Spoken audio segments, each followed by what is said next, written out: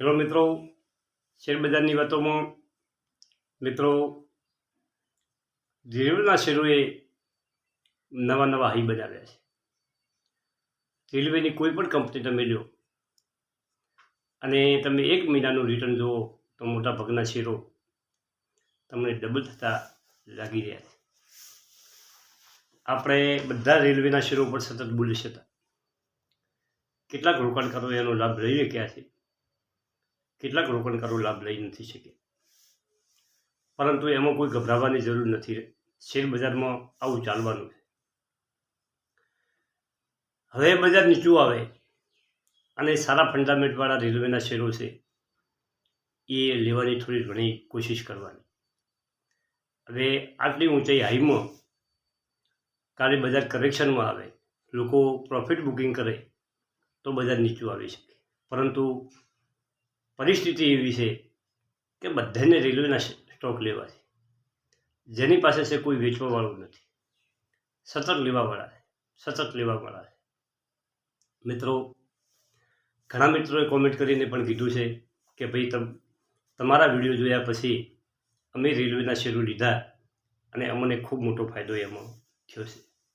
મિત્રો, રેલવે વગર પણ ઘણી સારી કંપનીઓ છે. તમે રેલવે સેક્ટર ખૂબ ચાલ્યા પછી લોકોનો મારો ડિફેન્સ સેક્ટર ઉપર હશે. મિત્રો, બજેટ પછી ડિફેન્સ સેક્ટર ગજબનું ચાલવાનું. તમે ફંફોળજો, તમને ડિફેન્સ સેક્ટરના નાના ઘણા શેરો જોવા મળશે.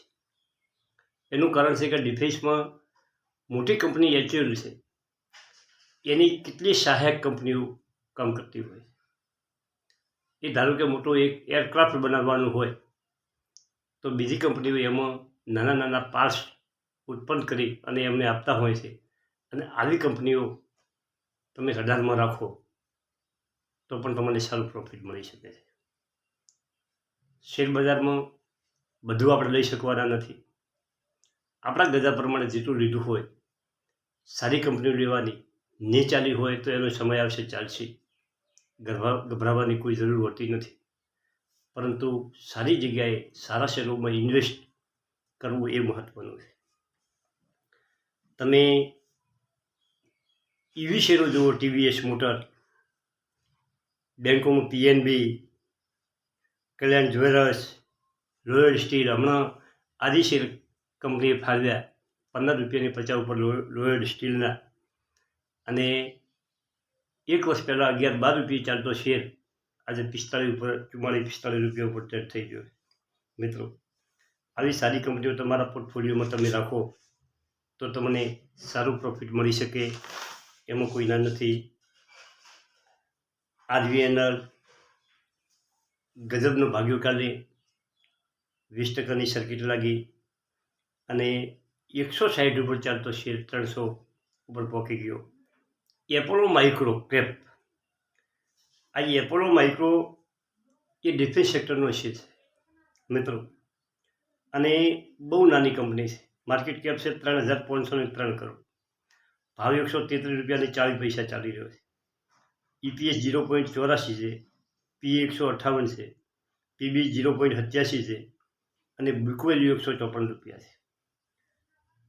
પ્રમોટરનું હોલ્ડિંગ 22.67 છે, FIC 5.27 છે, DI 3.31 છે અને પબ્લિક પાસે મિત્રો 38% શેર છે. પછી ફર્ટિલાઇઝરમાં NFL અને નેશનલ ફર્ટિલાઇઝર બહુ સારો ચાલે એવો શેર છે, 100 રૂપિયાની આસપાસનો શેર. GNFC પણ ગજબનો શેર છે, ખૂબ ચાલ્યો છે, 800 રૂપિયા આસપાસ ટ્રેડ થઈ ગયો છે. એમાં પણ તમે રોકાણ વધારી શકો છો મિત્રો. અને સારી કંપની ફંડામેન્ટવાળી ગોતવાની, જાતે રિસર્ચ કરવાનું. મસ્ત IDFC ફર્સ્ટ બેંક, આ પણ તમારા રડારમાં તમે રાખો. નાની બેંક છે, ગવર્મેન્ટ બેંક છે, એમાં પણ તમારું સારામાં સારી કંપની છે મિત્રો. શેર માર્કેટમાં તમારે ખાસ શું ખ્યાલ રાખવાનો છે કે થોડા દિવસમાં પૈસા કોઈ ડબલ થતા નથી. કોઈ સારી કંપની આવી જાય અને ઠીક છે, આવામાં કોઈ તમને લાભ મળી જાય. બાકી તમારે લોબે ગાડી ધારો કે આરવીએનએલને આ એફસીઆઈ આ બધા રેલવેના શેરો જ્યારે આઈપીઓ લાગ્યો ત્યારે આઈપીઓમાં 20-25 રૂપિયાનો શેર આઈપીઓ ભરાણા પણ નહોતા પૂરા મિત્રો. ખાલી 2 ઘણો શબ્દ હતો અને લોબા 5-6 વર્ષ એ લોકોએ જ્યારે હોલ્ડ કર્યા ત્યારે આ લોકોને આટલું રિટર્ન મળ્યું મિત્રો. મારે પણ જ્યોતિ રીઝન હું 10-15 વર્ષથી હોલ્ડ કર્યો અને મને ગજબનું 5000% રિટર્ન મળ્યું છે. એટલે કોઈ કંપની સારી ફંડામેન્ટવાળી જો તમે પકડી રાખો તો લોબે ગાળે પૈસા બને, ટૂંકે ગાળે ભવિષ્ય જ પૈસા બને છે. બાકી લોબે ગાળે શેર બજારમાં 100% પૈસા બને છે. અને હું તો એવું કહું છું કે હું ઇન્વેસ્ટમાં મળવાવાળો માણસ છું. તમારે ઇન્વેસ્ટ કરવાનું છે. ટ્રેડિંગ જે લોકો કરે છે, ઇન્ટ્રાડે જે લોકો કરે છે, એમાં પૈસા ખોવાનો વારો આવે છે. એક વખત કદાચ કોઈ તમને શેરમાં પૈસા મળી જાય અને તમારી એવી લત લાગે તો પૈસા સતત તમારા ખોવાતા હોય છે. કેમ કે આપણા પાસે અધૂરું જ્ઞાન હોય ગો તો આપણે એમાં ટકી શકતા નથી. જેની નજર જેનો બિઝનેસ શેર બજાર થઈ ગયો છે એ લોકો ઇન્ટ્રાડેમાં કામ કરી શકે. તમારા મારા જેવા જે માણસો છે એ તો સારા શેર લઈ અને ભૂલી જોઈએ તો જ પૈસા બને મિત્રો. શેર બજારમાં તમારે ખૂબ ખબર રાખવી પડે. તમે નાને પાયાથી થોડે તમે શરૂઆત કરો. તમે ખૂબ મોટી ક્વોન્ટિટી અને ખૂબ મોટા પૈસા શેર બજારમાં ધીમે ધીમે રોકો મિત્રો. તમને જે ગમતા શેરો છે એમાં થોડે તમે 1-2 વર્ષમાં તમારો પોર્ટફોલિયો મજબૂત બનાવવાની કોશિશ કરો તો જ તમે એમાં કામ કરી શકો. આપણા પોતાના પૈસા હોય એ શેર બજારમાં રોકવા. કાઢી ઉઠીને કોઈ બજાર કોઈ કારણોસર ખૂબ નીચું હોય આ શેર બજારનું કશું કહેવાય નહીં. બહુ સેન્સિટિવ બજાર છે, દોડવાવાળું બજાર છે, પછડાટ ખાવાવાળું બજાર છે. કોઈ કારણોસર બજાર આજે આપણને તમારું માનસ જેવું છે, આપણું માનસ બધાનું કે 20%ની સર્કિટ લાગે આરવીએનએલમાં, છતાં આપણે આરવીએનએલ લેવો છે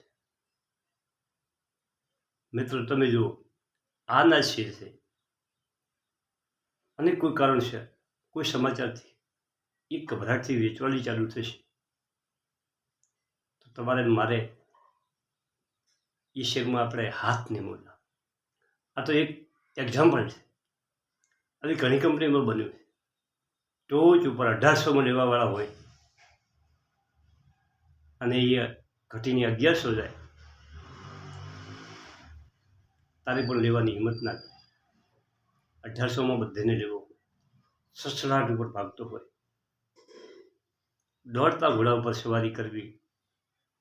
એ ઘોડો ક્યારે બેસી જાય એ નક્કી નહીં, પરંતુ ધીમી ચાલે મક્કમ પગલે ચાલતા શેર એ આપણે સારું પ્રોફિટ કરાવી આપે છે. Thank you. આભાર.